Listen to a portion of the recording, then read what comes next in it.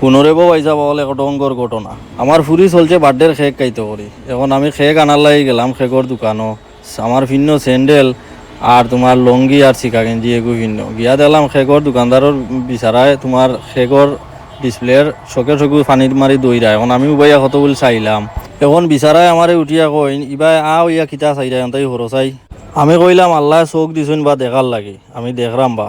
ও কথা কইয়া চলার থাকি বাগরলাম আইফোন বাগরিয়া ভিডিও ওপেন করলাম কই ভিডিও করি এখন ভিডিও করাত লাগছি বিচারা কয় ভাই সালাম আলাইকুম বালা আসনি কিতা করডা